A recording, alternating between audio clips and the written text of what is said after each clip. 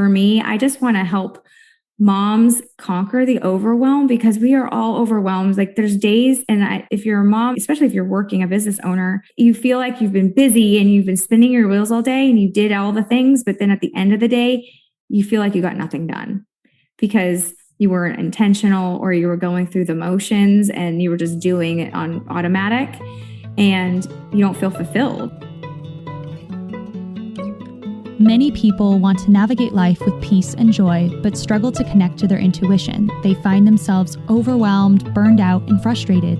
My name is Francesca Phillips, and I'm obsessed with spirituality and psychology and how the two can intersect to help you live a successful and intuitive life. I believe each of us can accomplish amazing things through balance and healthy habits instead of burnout. Consider this your go-to resource for where spiritual wellness and mindful productivity meets practical wisdom. If you're craving positivity and want to know how to find the answers within instead of searching endlessly without, then you're in the right place. Get ready to feel supported and inspired. This is the Good Space Podcast. You're listening to the Good Space Podcast, episode number 50, 3 Ways to be a Busy Mom and Make Time for What You Love with Heather Steinker. Before we dive in, I want to give my warm appreciation to our reviewer of the week, BYUJLou22. And they say, awesome insight into relevant topics on human behavior and life skills. Leaves you feeling motivated to improve and prioritize. BYUJLou22, thank you for your review. I just realized how much rhyming happened between your name and the word review. That was awesome. I'm glad you feel motivated and focused after listening to the show, and I want to keep delivering that and more to you each week. Thank you for being a part of the Good Space community. If you want to be highlighted in an upcoming episode and help further the mission of the Good Space, make sure to subscribe and give us a review on Apple Podcasts so I can then highlight your review in an upcoming episode. It only takes a minute. You can pause the episode and come right back. Make sure to screenshot this episode on your phone and tag us on your Instagram story at @FindYourGoodSpace, #TheGoodSpace, to let me know that you're joining in today, as you know that I love to share those screenshots on our stories too. Studies show that most women suffer from lower self-esteem for at least 3 years after having kids. The word mom tends to define women instead of becoming a role that they play. Heather Steinker started Chaos and Cookies to keep moms from crumbling and helps them find their sweet spot, whether that's starting a new business, going back to school, or getting healthier. I'm so excited to have her on as a guest. And if you want to learn how to approach your to-do list without stress and find the balance between your role as a parent and you as a creative, ambitious doer, then this episode is for you.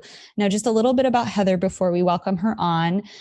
As a busy mom of 3, a wife to a traveling hubby, and keeping it weird in Austin, Texas, it's safe to say that Heather's life is far from boring. Running a household with 3 young kids takes strategy and a system to keep things moving like a well-oiled machine, which you know that we love talking about here on The Good Space is systems and strategies. After many moms came to her asking, how do you do it? I swear you have more time in the day than anyone else. Heather wanted to show them a way. Just like we at the Good Space, we want to show you the way to do the things that you want to do. So she created Chaos and Cookies to help busy mompreneurs stress less and save time through helpful tools and systems to increase productivity in their lives. Heather teaches her clients to be more efficient in their homes or running their businesses, working smarter and not harder. She's also a certified coach for a premier virtual fitness and nutrition program, has a background in marketing, and hosts the Chaos and Cookies podcast, which ranked number 80 in parenting on the USA charts. I thought she was the perfect person to speak to about those listeners who are parents, but also ambitious and wanting to get things done. So let's welcome Heather Steinker. Thank you for being on the podcast today. Thank you for having me. I'm excited to be here. How is it in Austin right now? It is cloudy and gross right now. It was beautiful yesterday. That's awesome. And you just came back from LA, right? So how is it compared to that? Oh, well, LA, it was nice. And it was cooler than I expected, which was kind of nice. Here in Texas, it's been very wonky. We had the ice storm and then it was 80 degrees and then it was 50 again. So it's just been kind of up and down. And it's nice that LA was just nice and sunny and beautiful. And you were there for a photo shoot, right? Tell me more about that. Inspired Living is by Carrie Murphy. She asked me to do her eye campaign. She has an eye kit for like camera and being camera ready. So she asked me and a couple of other of her clients to come out and be on her media campaign and shoot some photos. It was really fun. It was nice to connect with people, like actual people. It was the first time I've been out of my, like literally first time out of my house, away from my children in over a year. And I was like in my hotel room, I was like, oh my gosh, I can eat what I want. I can go as slow as I want. I said, like, watch out world, first night without kids. And it was nice to see other women that I've met in the past year since starting my business in the flesh. And we knew each other, but didn't really. So it was really, really nice to see. That sounds wonderful. That sounds so perfect.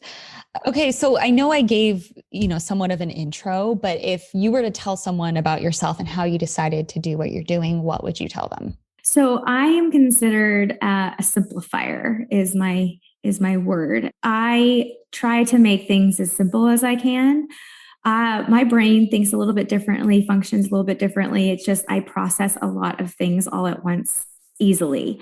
And I know multitasking is one of those things that women can do, but it does not come naturally to others. And so trying to do all the things can get very overwhelming, especially when you throw a curveball with children or business. Things happen and you kind of have to pivot and kind of bob and weave as you go.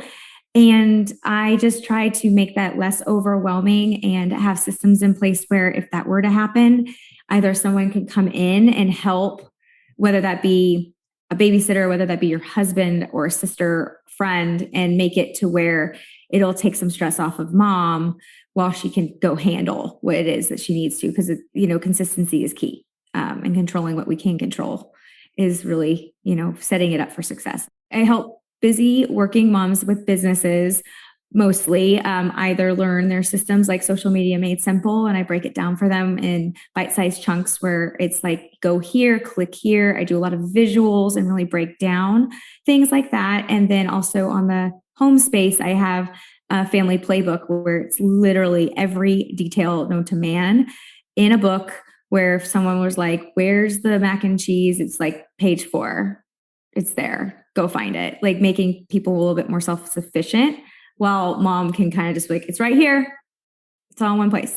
And if you can't find it, here's the 3 places that you can find it. Then call me. That's brilliant. Like that's literally brilliant, because I feel like you as in like people, we think of systems and productivity as just business.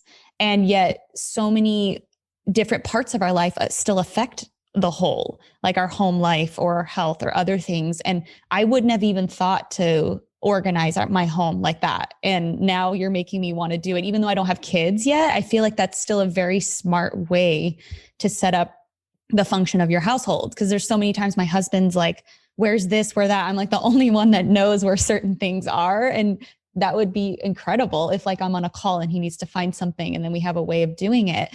For someone who is like, my life's a mess, I don't know how to balance home, the work that I want to do, or the business I want to start. So what's the learning curve? Like, what's the learning curve? How long does it take? The first thing you really do have to know is yourself and how you process information.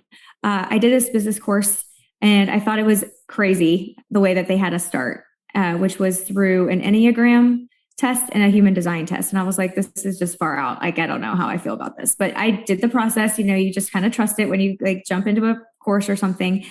And I learned that I'm an Enneagram 3 wing 2, for those of you who know what those are, but that's very much like I am a perfectionist. And I also just like, I know how I like to process. I look for invitations.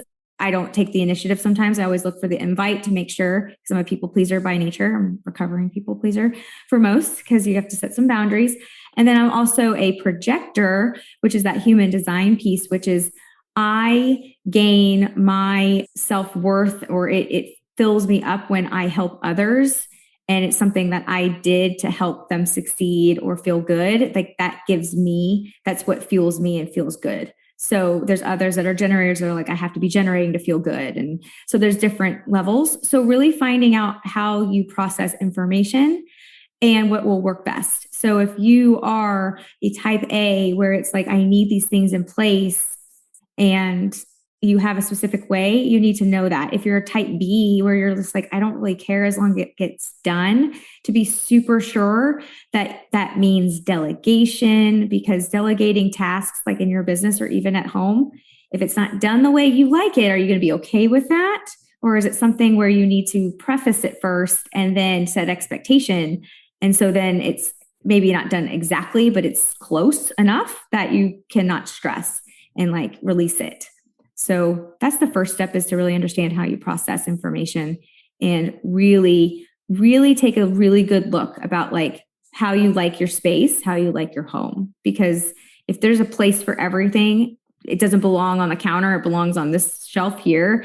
Is that going to bother you? And if it does, then probably need to put that in your plan on how you direct somebody to help you. I know that when I started my copywriting business, I started realizing that I couldn't keep the counter clean as much as I wanted to, or like other things. And I had to have that talk with myself too. Like, am I the kind of person that I'm just going to have to accept that the counter is going to be a little, cluttered until the weekend? Or am I the kind of person that it needs to happen daily? And so what system do I need to create either way to make that happen? So I love that you said that. And it's okay to have a certain preference that's different than someone else. And so before we dive in more into like what you would teach someone as far as setting up their systems, I'm curious about how you went from not having your systems to having them. So like, I know I was reading about you and something about folding laundry in your car went viral, and that evolved into setting up systems and routines for you and your family and your business. So I'm curious, like, let me know more about that. Okay, so yes, that is the one thing that put me on the map. Who would have thought? It's my kryptonite. Laundry is like that one thing, everyone's got that chore around the house that you just cannot stand. Laundry is mine. I hate it. It's not my thing. If my mom comes into town, I'm like, laundry folder, here you go. I've learned now that you have children, it's a must, right? So when the pandemic started, everything was so unknown. My husband typically travels every week, every other week to New York, to DC. Our whole relationship, we've been together 14 years, and our whole entire relationship, he has always traveled. And so it was always in IT. And so he works with major hotel chains and things like that. So they're all up north and not here, but he works remotely when he's not on the road.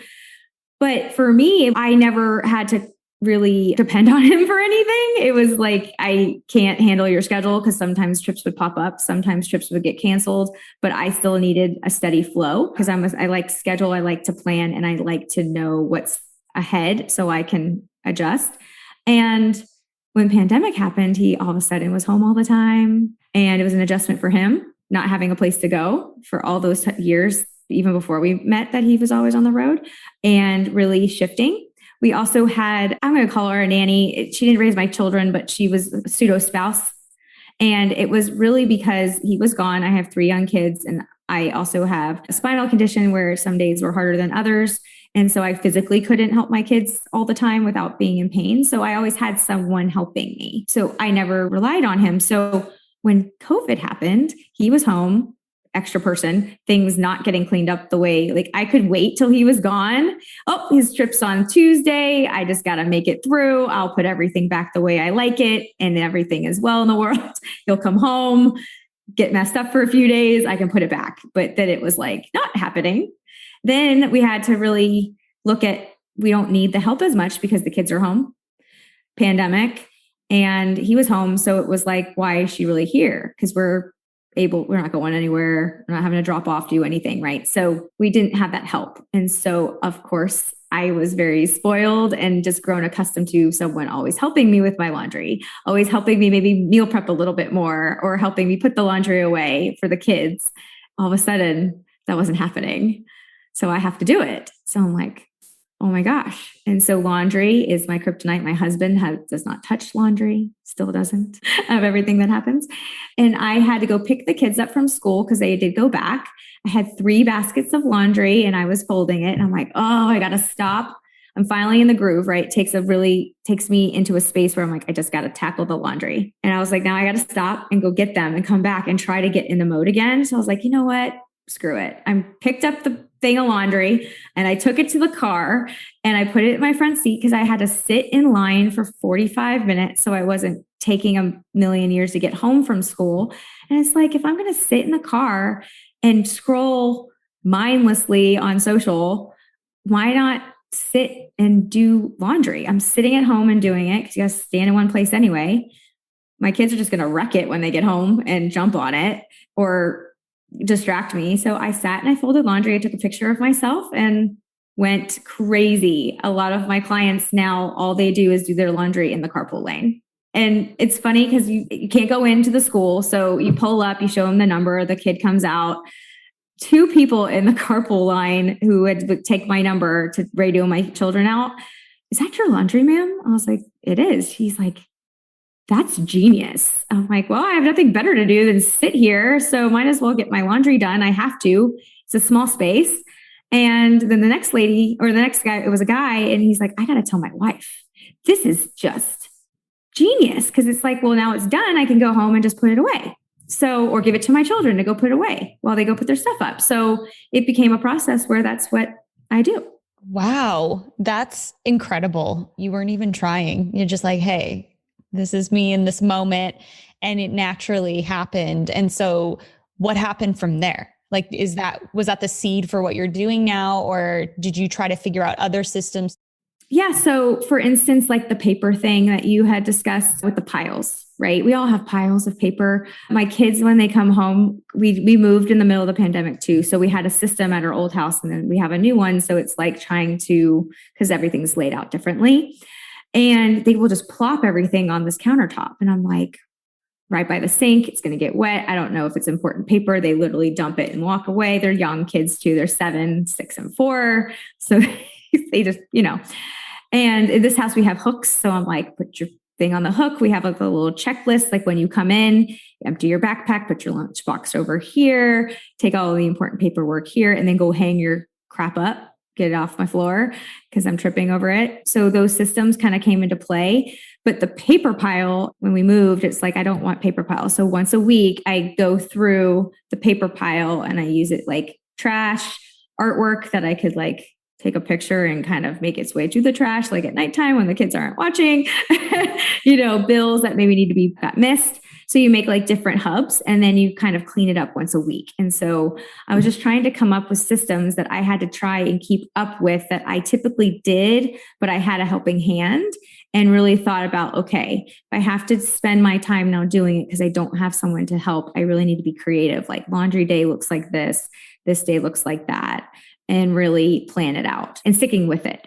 Because if you don't keep up with it, then it gets undone. Like laundry, for instance, you don't get to it 1 week, piles up, and then you got double. And then it's more stress and more cursing and more. It's very important to just look at it and know your system and like, that's my day to do this and sticking with it and really working it to your routine and not treating it like an appointment with a friend. Like you're not going to cancel on your friend for lunch or a doctor's appointment. So don't cancel the paper stack for 10 minutes, really stick with it. For the longest time, Monday was my laundry day. So like 5 p.m. Monday, it's in the laundry. I'm getting it done. And lately I've just been letting it slip. And I'm like, yes, like there's times where it's like, a week and a half has gone by and now I have like double the amount that needs to happen or whatever. And I love that it comes naturally for you to just like things in order. At least that's what it sounded like in the beginning. And like, I know that my mom's that same way too, where it's like order, getting things done, like the flow of it feels really good.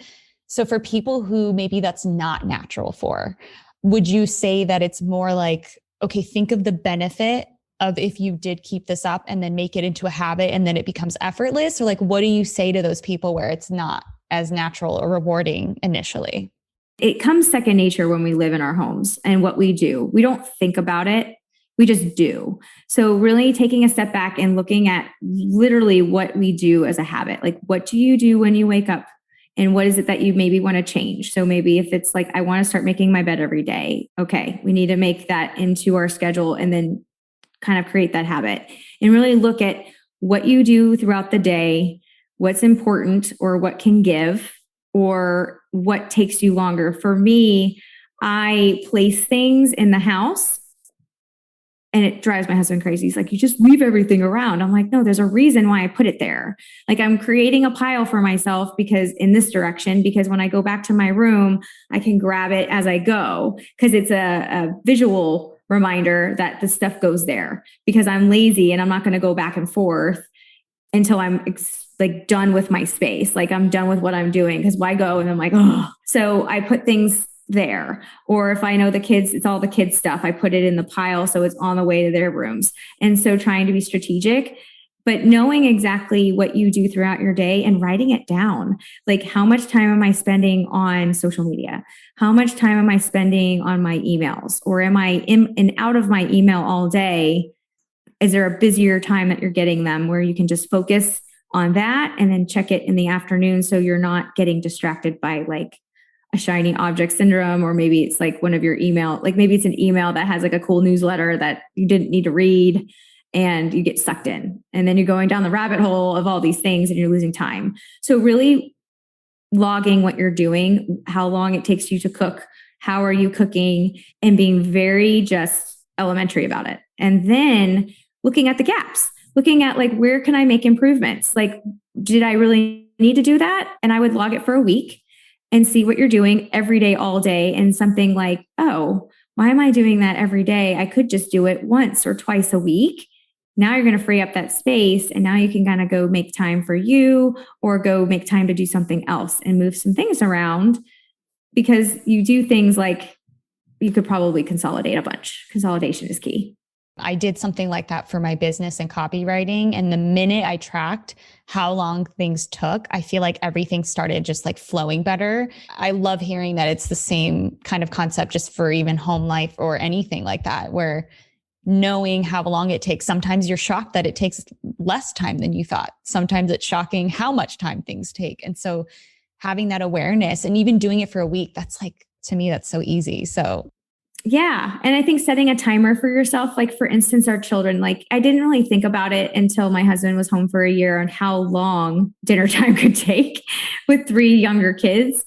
For me, it was more like I was always doing things as we ate because it was just like single parenting it up, or I had like a sitter to help me a little bit to help me delegate it. But when it was just me and him, it was like, okay, so now we set a timer. This is how long we're going to eat. So when the timer's up, it's time to be finished. Like we can't be spending an hour and a half eating dinner. 30 minutes, let's get it done because we need to stay on a schedule because then it'll push their bedtime back, which then creates morning problems for us because they're tired and it all rolls in to the next day. And so now they know it's like Bixby is on the Samsung thing and I'll say Bixby set a timer for 20 minutes. And then when the 20 minutes goes off, it's like, okay, that's our warning symbol. Like let's get going. Let's start eating because we got 10 minutes and we're done. They seem to really respond to that structure and setting timers for like, we're going to do 10 minutes of spelling. And I have like these, I got them at Target. They're like $10 hourglasses and they're fun for them. They're glass. So I'm like, just don't, just flip it over once, don't break it. And so it's fun for them too, because they're seeing the sand, but they know that it's a timer and they understand that there's an end to it. So it's not like an ongoing thing. And they're going to just be focused for that time, just like you. We use timers for timeouts. Might as well use timers for our work schedule. That's actually something I've thought about quite a bit. Children do respond well to structure because it's predictable. They like to know what's coming. Unpredictability is so scary to them.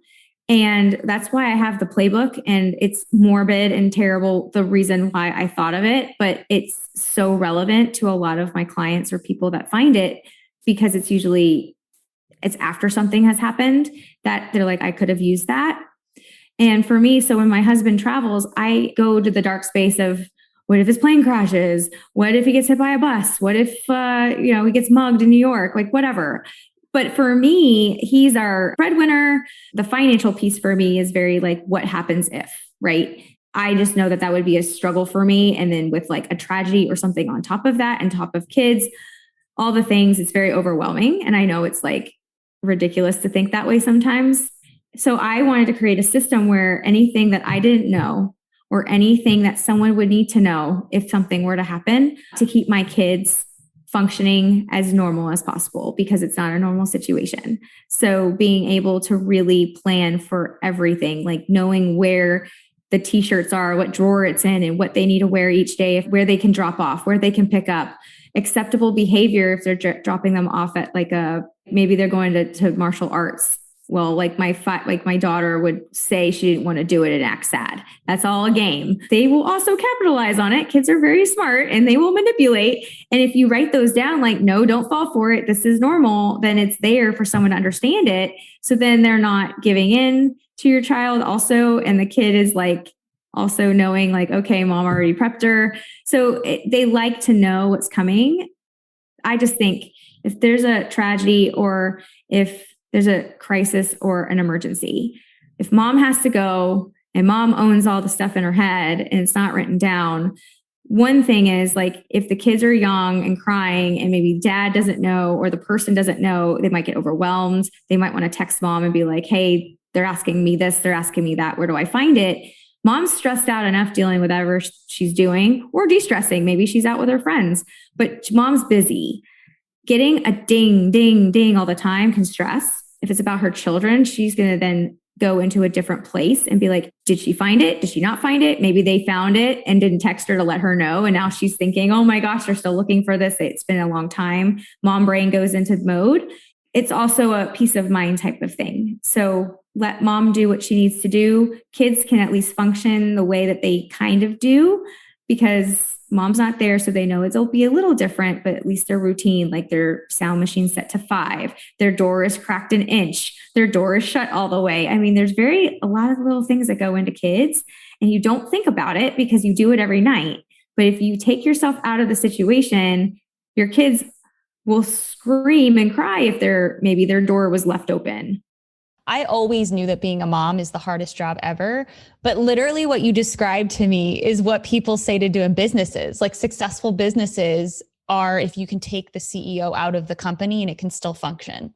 And I'm just like, you just described that like as a mom. And that's what's so similar. It's like being a mom is like the CEO of your home. Take her out of it, whether that be temporary or permanently, right? God, like what if that would happen too? That happened to a client of mine where their dad wasn't in the picture. The mom was hit by a car in front of their kids on the side of the road trying to fix the car. Now other people from their church are trying to find their way around it. They're younger kids. Maybe I think the oldest 10 or 12. They don't know anything about running a home, finances, if they have an investment property and there's a renter that lives there, all the things that could affect someone, maybe next of kin, maybe what school they go to. They don't know these things. So having a system in place for, unfortunately, it's awful, but it would just help someone navigate it so much easier already in a stressful time. If they know that like the little boy's like favorite stuffed animal is a bunny, they're going to know right to go home and find the bunny. Like, and it's again, very tragic things that happen mostly to the people that find it. But when and if that were ever to happen, it's in place now, pandemic wise, dad had to step in and do more things like, and maybe you have a child with special needs. Mom now has to be really on because the other kids are not at school. They're home with dad and dad's going to have to take the others to the doctor. Well, what if the doctor asks me this question? Well, whatever sheets you get from the doctor, put it in the envelope and bring it home to me, please. So I'm not asking you a million questions that you didn't catch. Just having systems and communication styles in place too. You run it like a business. You run it like, what if? So it sounds to me like if a parent, they want to start a business or have like multiple things going on, like a good first step is to see, okay, how are you already spending your time? Do that for a week, observe where you could condense things, change things, whatever. Make sure that you have like the routines and the foundation set in place, like you said, preparing in any way that you can. So you're not the only holder of information. So you can be more fluid and flexible with where you're showing up, how you're showing up. Do you struggle with time management and feel overwhelmed by everything you have to get done? And have you tried sticking to a regular schedule but get pulled every which way by shiny objects and demands from others? If you want to simplify your life and get better at being decisive, finally getting productivity down in your life, then this message is for you. I have released a new book called How to Not Lose Your Shit, the ultimate productivity guide for entrepreneurs.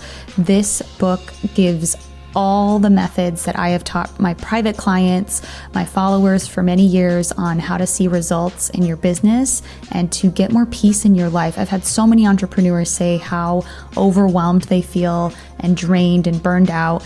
And so I teach them a framework and different techniques that help them to take back their peace and to start loving running their business again and to start feeling human again. If any of this sounds like you and any of it sounds good to you, then make sure you buy this book now. It is workbook style, so it's a roadmap, and it gives you a link as well to a download that you can easily print and use as you're implementing everything in the book. And it's very short. It's probably like 60 to 70 pages. So it's very short because I only wanted to give you information that was actually useful to you. And I throw in a few stories as well from people that I've worked with. So a lot of good things in there.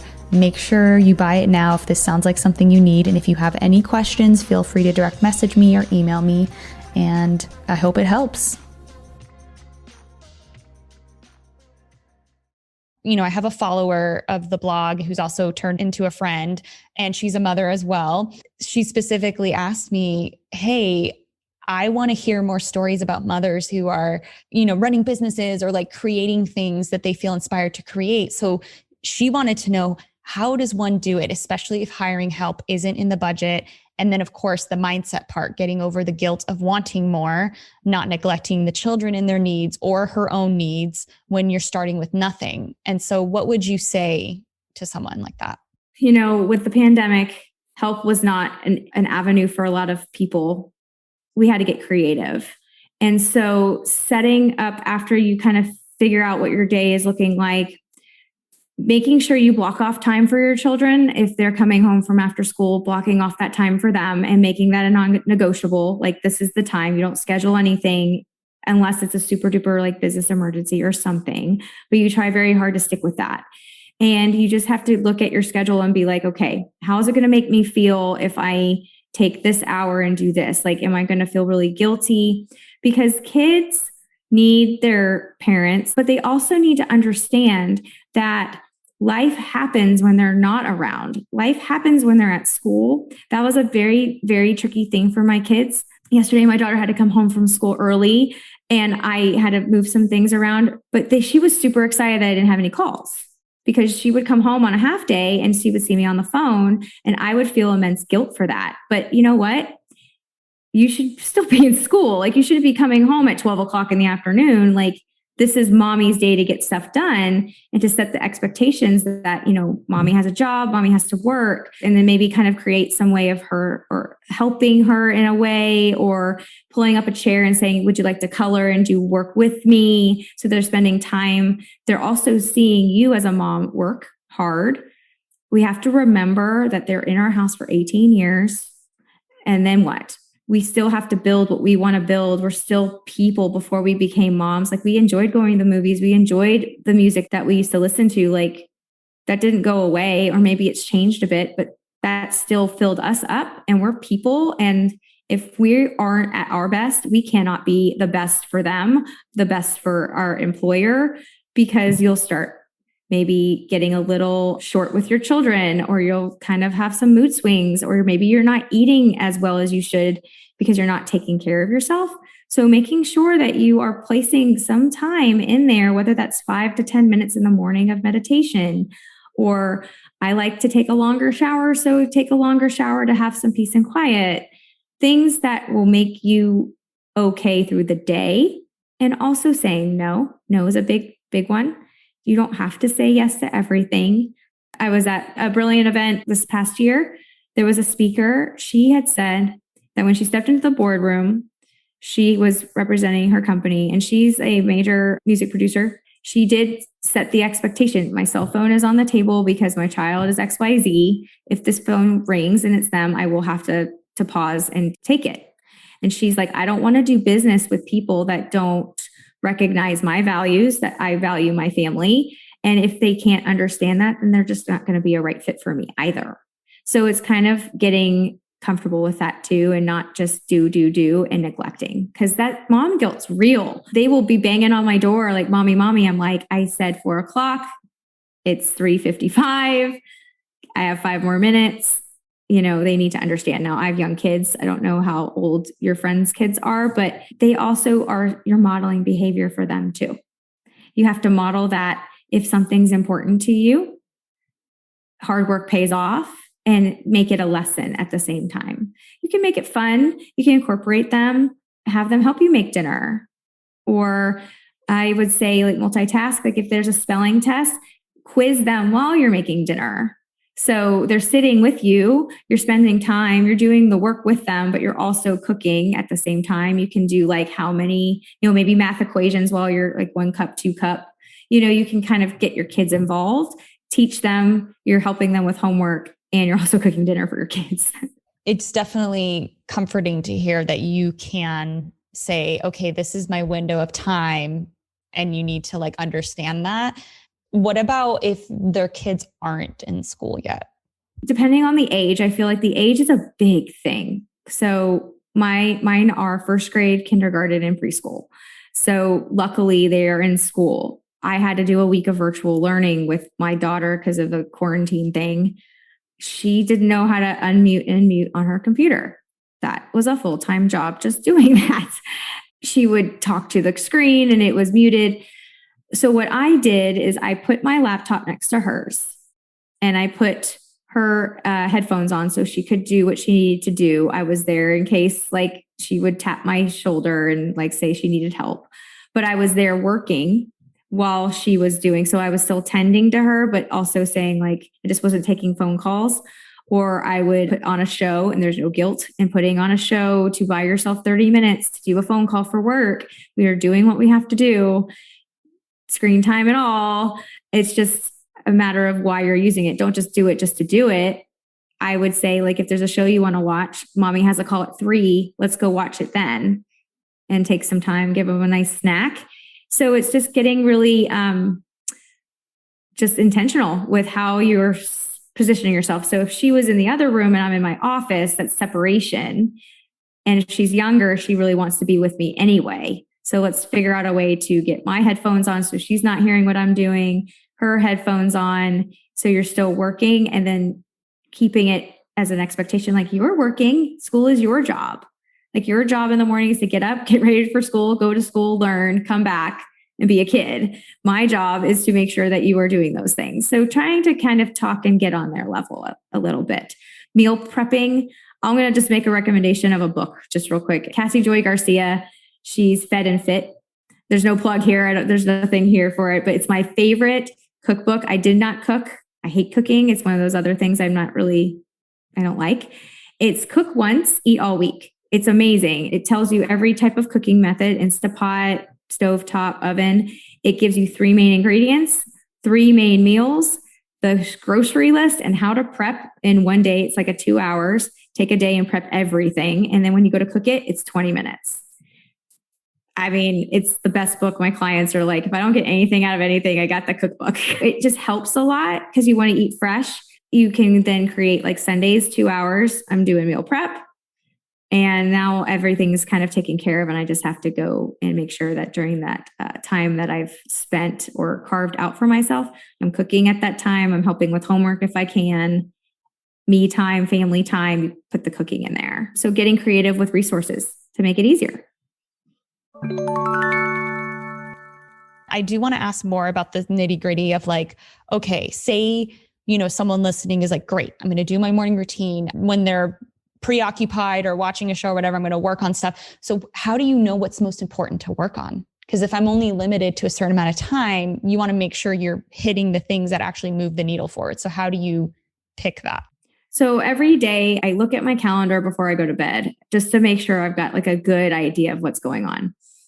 But every morning I go through and I'm like, okay, my 3 top non-negotiables. What are like the 3 most important things I have to do? Whether that be a deadline, whether that be a doctor's appointment, something, whether that's business or home life. And you do top 3 negotiables. And then you do the top 3 things that you would need to get done after that, but could possibly wait or could get like moved around. And you go through your list. So you try to get your top 3. Or if it is an appointment, you look at your calendar and you're like, okay, if that appointment's at 3 and I have a deadline tomorrow, but what's my day like at the end of the day? My deadline really is noon for that because I need a couple of hours in case of a glitch, in case there's someone at the door, whatever the case may be. But give yourself a buffer and you work in your non-negotiables and your important things in your day and you rank them.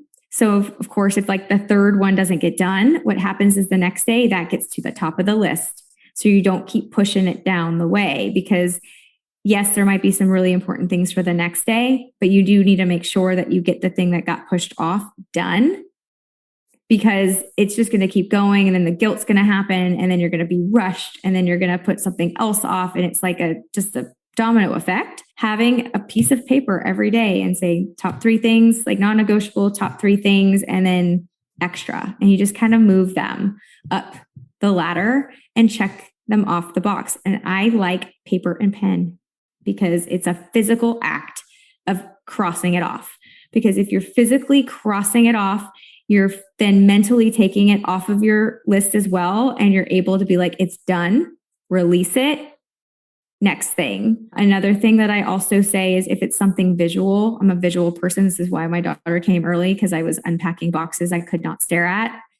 But if I put them behind a closet, they could stay in a box all the time. But if I'm looking at something that I know I need to do, but I just can't get to, it gives me anxiety. So putting it somewhere else, like I've got chairs I still need to build, but we haven't done it yet because my kids are young, let them trash the ones we have. But they're in my garage. So every time I go to the garage, I see them, I'm like, oh my gosh, but they're not in the garage every day, all day. So putting those types of triggers and moving them out of your space. I know, and it sounds so silly, but it's just a mental game, crossing things off, making sure that you are also intentional with like, yes, I'm going to do that. I told myself I was going to get it done, whether that be at 8 or midnight, but you want to get it done because you also feel a sense of accomplishment when you get it done. You get a little bit of a boost. And it also becomes a little bit more digestible when you're seeing your list slowly get crossed off and you're feeling productive and you're like, I had a good day today. You know what? I got 5 out of the 7 things done. 2 ain't bad. I can move those to tomorrow. Instead of it being, I did not get to those 2 things. I mean, I just sucked at life today. I couldn't get those last 2 things done. When it's like, oh, I got 5 out of the 7 done. That's a lot. And I get to go spend time with my kids and my family. So it's just kind of changing that mindset up as I got it done, not, oh man, I didn't get that done. I'm the same way where I have to write things out and it's just more satisfying to me. And the cool thing is that you can look back. Like if I, at the end of this month, look back to the beginning of April, I can see all the things that I've checked off or that I've accomplished. And then you can kind of remind yourself, wow, I actually am making progress because I can imagine getting into the day-to-day stuff. Sometimes it's like, okay, what am I doing? Like, am I really making progress? And this actually triggered a thought of like, I knew a mom who had to do structure for her child because she had a learning disorder. And it was literally the only way to make her feel secure, like you were saying, because she needed it even more than the usual kid. But for her, she said it was so against her nature. And it was really just like a struggle every single day to just keep this routine. And she's someone who likes novelty and like new things. And so I was just wondering, you must have a vision, right? I mean, for you having the routines that you do and the businesses that you do, is there some like bigger vision or picture that keeps you going and that keeps you feeling like this is worth doing day in and day out? Absolutely. I think for myself, I'm a projector, so I like to help. I'm a helping person and I pushed myself at the bottom. And maybe it's also an age thing and a growth thing as you get older, but it's very important for you to be able to be okay with yourself too in order to grow, because you get left behind and things keep going forward and your businesses are getting and growing and being awesome. But if you don't take the time to slow down or take the time with your family or be very visual with it, you'll get there and you'll miss the journey. or you'll get reminded of all the things you missed and then you'll regret it. And then it just doesn't get as fulfilling. And for me, I just want to help moms conquer the overwhelm because we are all overwhelmed. Like there's days, and if you're a mom, especially if you're working a business owner, you feel like you've been busy and you've been spinning your wheels all day and you did all the things. But then at the end of the day, you feel like you got nothing done because you weren't intentional or you were going through the motions and you were just doing it on automatic and you don't feel fulfilled. And that's not fun because then you're tired, you're not motivated to get up the next day. And that can really turn into something even deeper. Getting out for a walk, exercise, moving around is really important. And for the mom that had a problem or like a struggle with a visual calendar, most likely is what she used. I had to use one of those for my oldest. With my oldest, he didn't talk till he was 4.5, like fully. Like he didn't even have no down. Like I think he's a perfectionist. And when you have a first child, you make all your mistakes. You say like, can you say cup? And they say up. And you're like, no, cup. Can you say it this way? I think we did that too much. And he just stopped. He's like, no, I'm not going to do it if I'm not perfect. But we did the whole speech therapy thing. We had to do the whole, like we did all the things. And now he's talking just fine. He's a brainiac. And maybe that's also him too. Maybe he's just so smart that maybe it was just a thing. You don't really know. You don't want to put labels on kids, but we had to do a visual schedule where we took pictures of all the items in the house of what he did. And we would put Velcro on the back and we put them in order. And it's like the first thing you do is you're going to get up and you're going to brush your teeth. And you take pictures of the actual things, not cartoons, if you can. And I did like a toothbrush, and then we did a shirt and shorts, and then shoes, and then the picture of the stairs. Like we're going to go down the stairs, and we're going to go sit down. We're going to eat breakfast, and then we're going to do this, and all the way through. And we're going to drop you off at school. Then when you get from school or in the car, it's a lot because you have to really take it down to step by step for them. But if you do that for your business and your day, you can then know what's coming and you can be more prepared. Because then when something gets kind of flipped in there, it's like, oh, okay, that's not normal. I can adjust, but I do know it's coming because it helps children big time. And it helps with communication and frustration as well. And then once it becomes a routine and predictable, we like knowing what's coming. So when something that we can't control, like a crisis, we're at least prepared. So then someone can step in and you would have peace of mind. Like, you know what? It's not me. Yes, it's stressful, but I know my kids are going to get to bed the way that they like to get to bed, or they're going to have the brand of mac and cheese that they like or don't like. But you also have to take the time to do that. Start making those lists and routines, but don't throw them away and just reuse it because it's not probably going to change. For anyone listening, I also want to point out that all of these tips that Heather gave are really incredible. And I hope that you feel inspired to try it for yourself. But I also want to point out to have grace for yourself. Like it takes time to change routines. It takes time to figure things out. So let this be more like a curiosity moment for you where you're just curious, like, oh, what am I doing now? What can I do instead? Because I know I'm a recovering perfectionist. And I would be like, okay, I have to do this and this list and that list. And then when I don't do it correctly, I just beat up on myself and I quit altogether. Or I just like create this story and emotional baggage in my body around not being able to complete it. And then I think it's my fault or something's wrong with me. And so if you're a perfectionist listening to this, just know that it takes a little time and it can be fun if you let it be fun. Before we sign off, I am just curious. So if you were just to list off like 5 hacks or 5 things where you're like, if you just focus on these like 3 to 5 things to start, you'll be in a good place. What would those 3 to 5 things be? So I would say the first thing is know your routine and know your schedule. Point blank, like know the everyday things that you do, or if you have standing meetings on a Monday at this time, like you just need to have those written out, always blocked off on the calendar. That's what I would do first, is just really knowing your routine, knowing when your time blocks are and sticking with them. 2, I would say like the way that I either tidy up or try to have my system in place is being intentional with like the order of which I do it. So if like my shoes and my like outfit is out at my sink in the morning, because I'm working out no matter what, I know for a fact, like if I'm really tired or if it's raining and I'm having like an arthritis type of day, I might not be so motivated. But if I'm dressed for it, there's no excuse. There's like, well, I'm already in my tennis shoes and in my workout clothes. So why not go get that quick workout in? And I do the 5-minute rule. Like if it doesn't do anything for you after 5 minutes, then stop and just say, yep, I tried.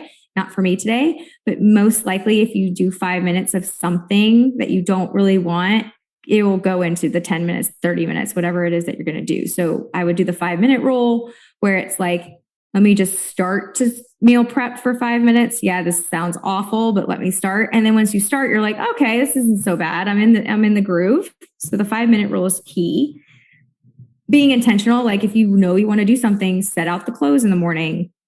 I put them at the sink because it's like I brush my teeth first thing in the morning. I get dressed there. I take the excuse away of like walking to the closet to go get it. Like, I mean, that's the way my brain is. And then laundry. A third thing would be if you don't put it in a closed door situation. Like for me, if it's out of sight, kind of out of mind, no rush to do it until you need that clean pair of underwear. What I do is I go, if I know I'm going to go watch TV for the evening, I'll put the basket, because if I don't have carpool, maybe it's a Saturday, I'll put it on my coffee table right there where I will have to move it out of my way to watch a TV show or to relax. So it's a visual reminder that, okay, let me fold this while I watch TV, but it's there. So being intentional where you're placing things and knowing what triggers you and what will get it done. And I would say the other thing would be at the end of the day, ask yourself how it made you feel. Like the top 3 things and the 3 things that you were trying to get done. And at the end of your day, look at it and be like, what did you get done today? And how did it make you feel? And if it was a good or a bad, it doesn't have to be always a good thing. But then you can look at it and be like, that didn't make me feel that great. Or I really wish I would have done this instead of this. That's okay. Because then the next day you can be a little bit more intentional and start your day off right and recognize what makes you happy, what doesn't make you happy, maybe things that you could delegate.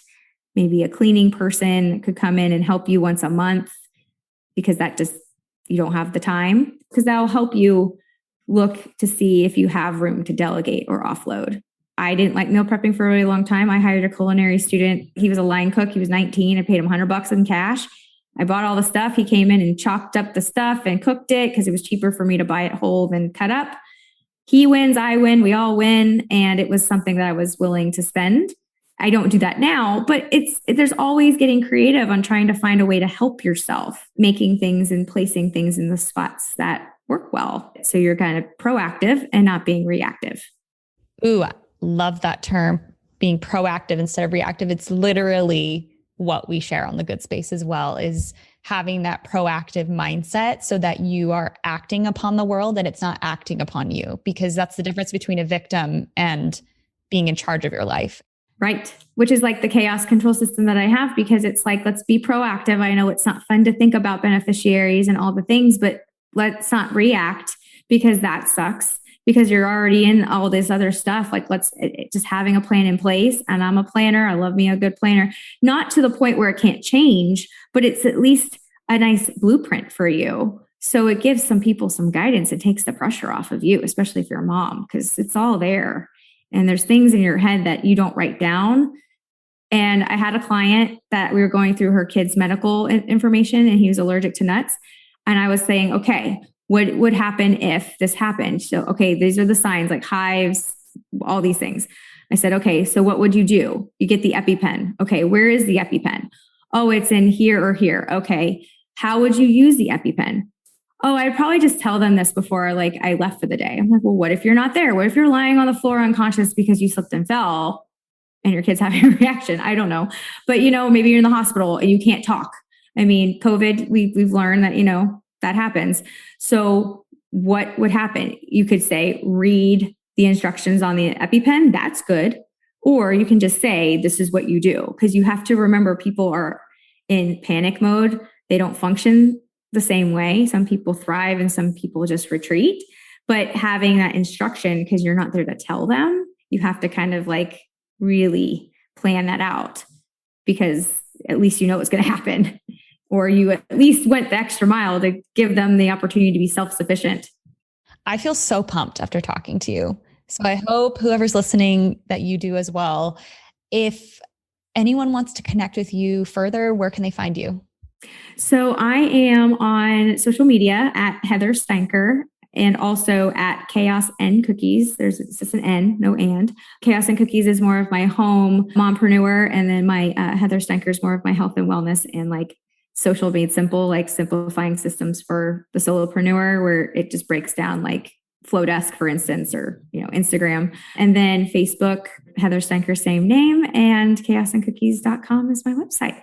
If there was a last thought that you would want someone to walk away with, or even just a book that you're reading or whatever is on your mind, what would you want to share with us? I would say, one, go grab that cookbook, cook once, eat all week. And then I would just say to give yourself some grace. We all try to do the things. People are more understanding than you think, and to not feel bad. If you have a tech problem, it's okay. Like, everyone gets it. And not to be so hard on yourself because it wasn't perfect or didn't go to plan. I would just say that you never know why it's happening. Everything happens for a reason type situation. So you can be prepared too, right? I've got all the plans in place, but if it doesn't go to plan, it's okay too, because the plan is really there just to make sure you have peace of mind. There's a system. Maybe it's just a security blanket, and just to really give yourself some grace and have fun and be intentional. Heather, thank you for taking the time to speak with me today. I will definitely keep following your journey, and I'm excited to see where you continue to grow. So thank you.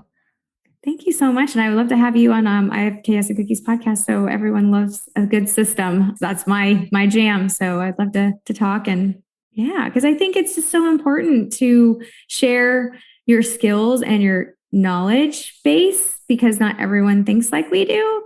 So what we think's easy is a struggle for some, and what comes easy for them is a struggle for me. So thank you very much for having me. This was great. Now it's time for an affirmation. I embrace my identity as a divine spirit and use this powerful source within to play the roles in my life with excellence.